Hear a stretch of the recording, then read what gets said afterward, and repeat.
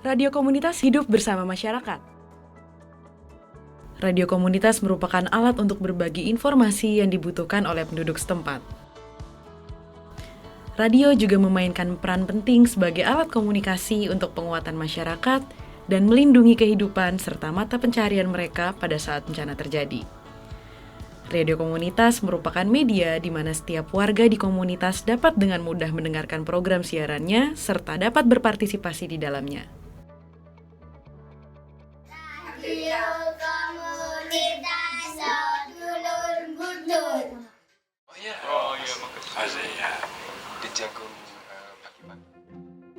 Radio komunitas mungkin berbeda dengan radio jenis lain yang dikenal di Indonesia seperti radio publik atau radio swasta. Radio komunitas saya memandang itu sebagai alat dari komunitas, ya. Alat komunitas untuk melakukan advokasi, untuk mengorganisir diri, dan juga alat untuk melakukan komunikasi dua arah sebenarnya. Meskipun kita kenal radio itu media satu arah, tetapi radio komunitas justru kita dorong atau kita harapkan bisa menjadi media komunikasi dua arah. Indonesia merupakan negara dengan banyak bencana seperti tsunami, gempa bumi, letusan gunung berapi, tanah longsor, dan sebagainya. Bagaimana sebenarnya supaya informasi itu bisa diakses oleh warga terdampak atau oleh para penyintas? Nah, disitulah sebenarnya kepentingan atau peran radio tanggap darurat atau radio komunitas yang berperan sebagai radio tanggap darurat berfungsi. Jadi bagaimana mereka menyampaikan berbagai macam informasi yang dibutuhkan oleh para penyintas. Kepentingan lain adalah kebutuhan warga masyarakat atau kebutuhan para penyintas tidak sama. Nah, bagaimana ini juga disuarakan oleh mereka agar didengar oleh pihak-pihak lain termasuk pelaku tanggap darurat dan juga pemerintah.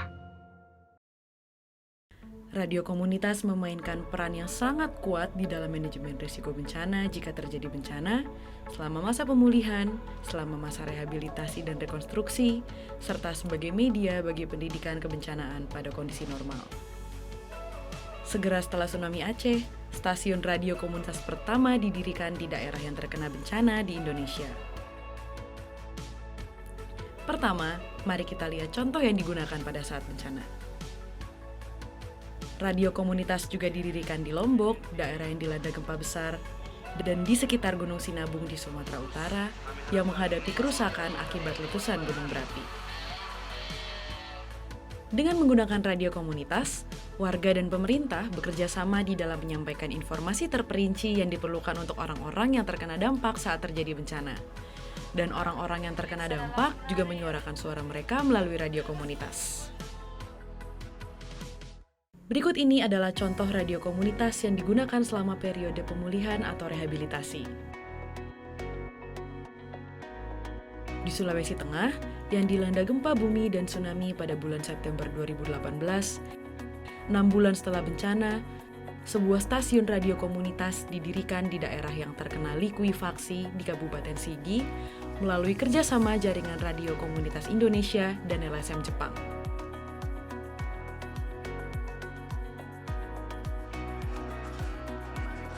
Butuh waktu untuk pulih dari bencana. Orang-orang yang terkena dampak juga mengalami trauma. Pada hari ini, seorang musisi terkenal, Hiroaki Kato, yang datang dari Jakarta, menghibur orang-orang yang terkena dampak bersama dengan anggota radio komunitas setempat.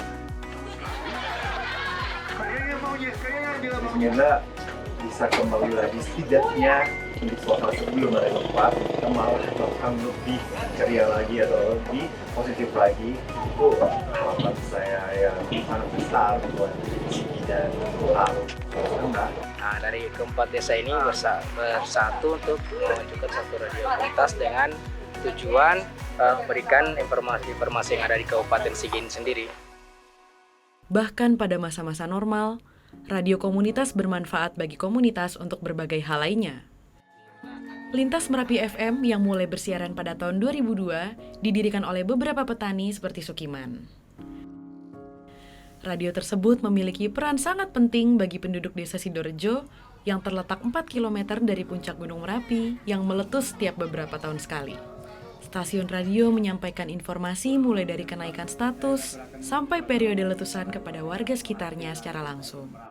Saat ini, cukup banyak warga desa yang berkumpul di stasiun radio untuk menjalankan berbagai aktivitas. Lintas Merapi FM telah berperan sebagai pusat kegiatan masyarakat yang antara lain berfungsi sebagai tempat pendidikan pencegahan bencana dan lingkungan untuk anak-anak, pengelolaan usaha kopi khusus untuk meningkatkan ekonomi warga desa dalam persiapan untuk menghadapi bencana berikutnya, serta promosi kesenian tradisional Jawa seperti pertunjukan gamelan. Lintas Merapi FM menghubungkan berbagai kegiatan komunitas dengan kegiatan penyiarannya. Radio juga memainkan peran yang besar di dalam mendorong partisipasi warga dalam berbagai kegiatan. Bencana itu, orang yang kena bencana itu butuh tempat kumpul, tetapi pengen tidak diganggu orang lain. Itu pengennya. Jadi saya sebagai orang yang juga pernah kena jadi korbannya Merapi misalnya begitu, saya bisa berceritakan apa-apa saja yang bisa dikomunikasikan di situ, sampai ngomong soal bisnis ya, ngomong soal bisnis, soal ekonomi, itu bisa di radio itu. Jadi orang yang sana jualan apa, tapi di sini tukang membeli apa, atau dia punya keahlian apa, bisa dikumpulkan di sini. Cara mereka untuk bangkit itu adalah inisiasi dari komunitas itu melalui radio. Radio komunitas sangat bermanfaat di dalam respon situasi bencana. Namun, untuk segera difungsikan sebagai radio bencana dalam keadaan darurat belum dapat dipastikan berjalan lancar, karena tanpa adanya peraturan radio darurat di Indonesia, operasional radio tersebut masih menghadapi ketidakpastian. Terhadap radio darurat, sampai hari ini belum ada regulasi yang khusus. Di Jepang, terdapat satu peraturan yang menyatakan bahwa stasiun penyiaran bencana sementara dapat berdiri segera setelah terjadi bencana. Terdapat banyak pemerintah daerah yang telah merumuskan pemanfaatan radio darurat dan radio komunitas di dalam rencana kontingensi daerah. Namun, peraturan semacam itu belum ada di Indonesia. Di Indonesia saat ini, langkah pertama untuk menularkan pengalaman radio komunitas di Jepang telah dimulai tahun 2019 ini di lereng Gunung Merapi, Kabupaten Boyolali. Di Boyolali, berbagai upaya untuk menempatkan stasiun penyiaran bencana ke dalam sistem peringatan dini kabupaten tengah dilakukan.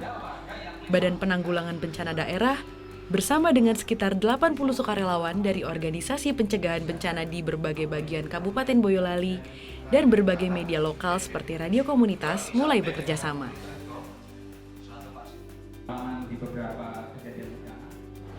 Kami mempunyai forum pemangkas bencana yang mana dalam setiap penanganan bencana, kunci pokok dari bencana adalah komunikasi. Kalau komunikasi bagus, kebutuhan lapangan yang sangat mendesak bisa tersampaikan dengan komunikasi yang bagus, latih dan handal. Dimulai dengan kegiatan di Kabupaten Boyolali, Jaringan Radio Komunitas Indonesia tengah bekerja untuk mendedikasikan keberadaan radio komunitas atau radio darurat sebagai media untuk pengurangan risiko bencana berbasis masyarakat di seluruh Indonesia dengan beberapa organisasi lain. Kami berharap ada satu frekuensi khusus di Indonesia ini, ketika bencana datang itu bisa digunakan. Nah ini yang penting, BPBD maupun BNPB maupun pemerintah desa dan yang lain memperkuat fungsi radio ini dikuatkan dalam rencana kontingensi setiap ancaman bencana yang ada di daerah. Jadi yang paling penting dari proses semuanya juga bagaimana radio komunitas dan radio-radio yang lain, radio swasta, RRI bisa bersama-sama. Nah ke depan satu hari setelah bencana bisa siaran dan kemudian kita bisa bersama-sama masyarakat untuk bangkit dan bekerja sama untuk melakukan upaya-upaya tanggap bencana yang lebih baik. Radio alat kita untuk merawat cerita menjadi tangguh bersama.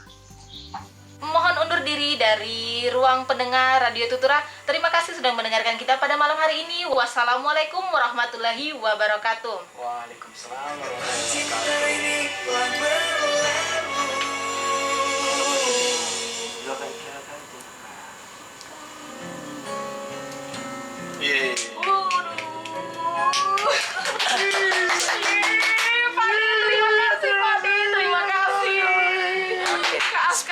Indonesia.